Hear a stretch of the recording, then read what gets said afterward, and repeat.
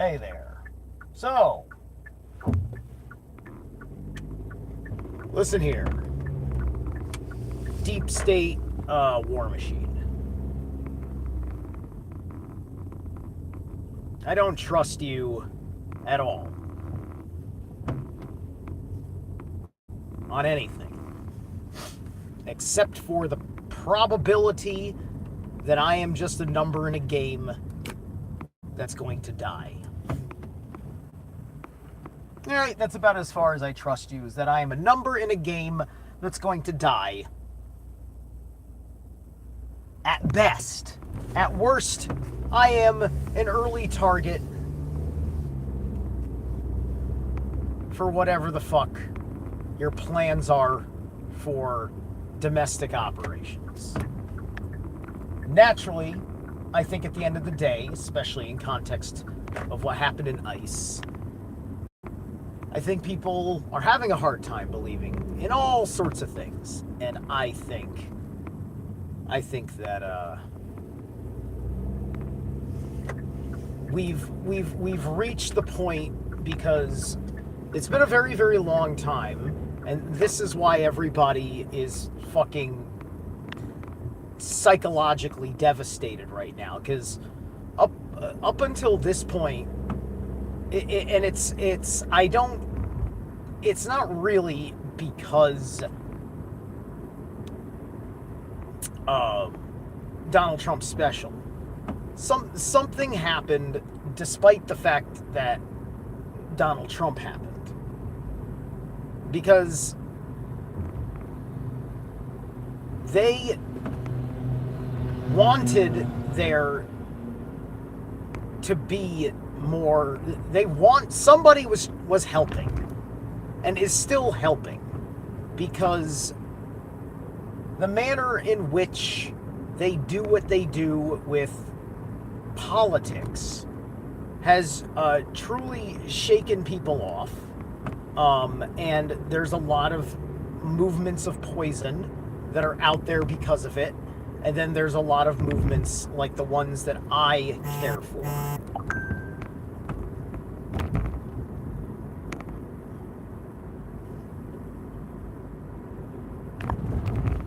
And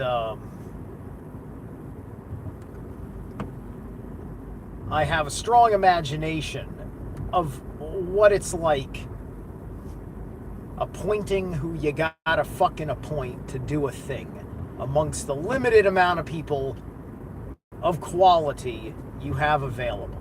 Especially with little sons of bitches like me, who in their highest of heart is an anarchist and thus is of absolute no use to you at all, because I don't play your games, unlike democratic socialists who want to be tools. They want to be instruments of all these things greater than themselves. Funny how there's so few people of that quality, at least now.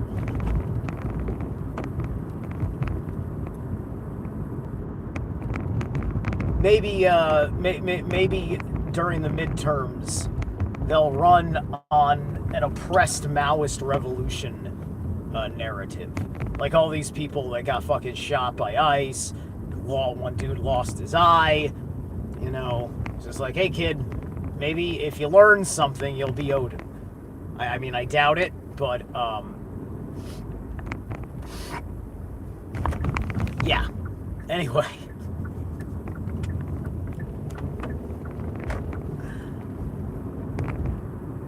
And so, I don't believe in white hats. We've all absolutely 3,000% guaranteed black hats. I don't see any light at the end of the tunnel. I didn't see anything in the Epstein files about, I didn't see too many names that were like hit lists. Like everything in the Epstein files was like, get me that actor, get me that politician, Get me that world leader, get me that CEO, get me that philanthropist, that artist. And he got a lot of them. And I think that Marina Abramovic is probably an ordinary elite gal who's probably not even done anything fucking wrong, because I don't think she's interested.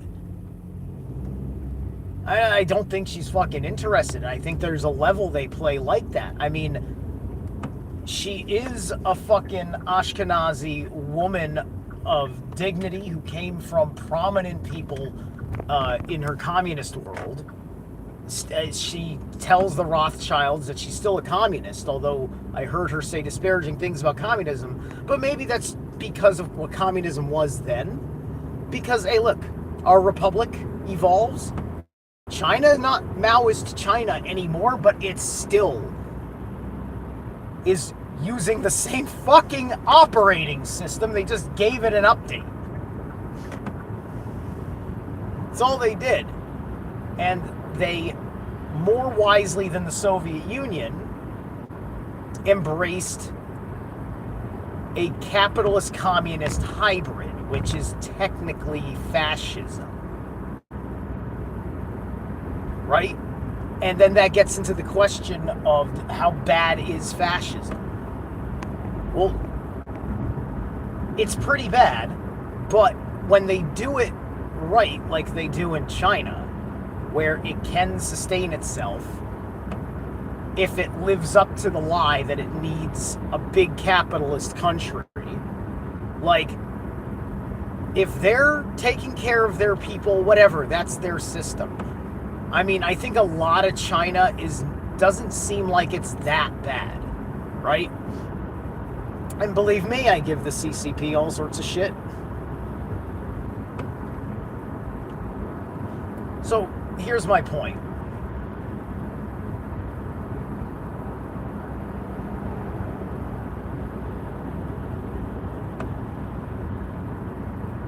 I think that this has been a revelation of illusion. I think that literally nukes and literally World War III was a psyop, and this is proving it. Because I think that we were supposed to take these guys out after the fall of the Berlin Wall, and we just couldn't be honest about it for some strange reason, right? And certainly there was healthy, from the Democrat side, at least basic arguments about Project for a New American Century and such. I do not believe Pete Hegseth, but I want to hold him accountable to his words when he says this is not like Bush, Obama, or Biden. I'm like, okay, how the fuck do I hold the man with the biggest guns in the world accountable to that, who is leading a bunch of fundamentalist Christians on behalf of the Timu god Emperor Dune? This is like, this is the fucking the Neptune and Aries. It's fucking weird, but I'm here for it. But I'm fucking here for it. All right?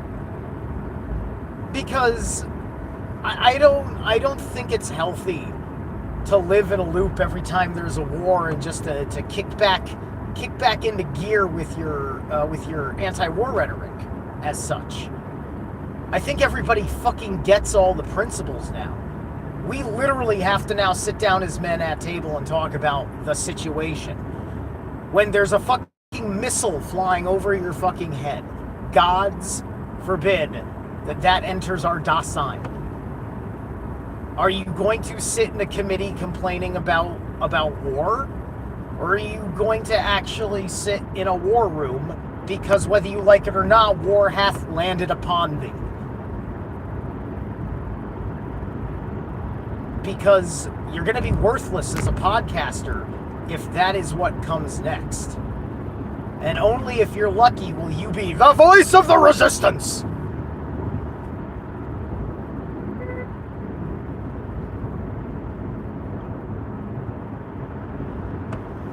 And absolutely nobody wants to really believe that we're there.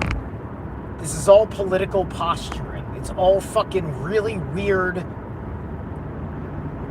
AI and photoshopping propaganda. It follows no logic, no rationale. We're, we've lost very few people in this conflict. They have lost a whole lot. They're incapable of defending themselves. Their military is hiding because they want a land war in their fucking region. We're focused on the Strait of Hormuz, and hopefully the people can save their heritage, because they're threatening to destroy all this Zoroastrian shit, which I both care for the people and I care about the people's fucking history, because that is a given. I am not going to pretend I can square the fucking circle with a fundamentalist government that, regardless of whether nukes are real and World War III is real, are monstrous fucking people that don't get along very well with anybody. Paper fucking tiger. Gog and Magog are not coming for this. This is not the fucking scripted endgame. Their script kind of lost. Their script fell apart because we did not do PNAC properly. All thanks to really great efforts from people just like me, been doing this since 2012. Right? It is unfortunate about the rise of ISIS, but that was a victory in the shift in what America's true attitudes about foreign interventions, especially in the Middle East, were going to be all the fuck about. And back then, there was no, things were weird with us in Russia, but we didn't understand why we were so weird with each other. So much peaceful distrust is right? It was a diplomatic distrust or mistrust of each other over, forget the communist argument. I don't know exactly how true that is. I'm just talking about the very obvious and true things, such as Russia's interest in Kiev. It's fine, right? It's just my fucking point of view comes from accepting what fucking is, which is that, yeah, Putin isn't just fighting some aspect of the Western deep state or something, or playing his part in a game. He does also, in reality, want Ukraine, and there are human souls that don't want to give it up. And you can't just oversimplify it to, well, it's all those Ashkenazi Jews. I mean, there's many different kinds of fucking people that live in England and Ireland of white variety. Germanic type people, Norse people, Celtic, Gaelic peoples, and so on and so forth. Which one of them has the highest fucking birthright in that respect? Are they cohesively, mutually all call themselves Ukrainian? Are they all interconnected with each other on a certain level, even though they may keep all sorts of cultural and genetic purities and such? And them as a people versus them and what they believe it means to be a Jew. And holy shit, do you see how they fuck with ordinary people, because they're gaslighting people that are called Jews ever since we used eugenics to scientifically fucking nail down definitively Jew, which all came out of Nazi science that we're still using today for the same qualifications by which Israel establishes its nationalism. That's horrifying when you think about that in a full breath of a sentence. Anyway, thank you guys so much for tuning in. I'm gonna get to my doctor, get an adjustment, and I will catch you guys later. And long live the people of Iran. Ugh. Come on. Come on. Clouds.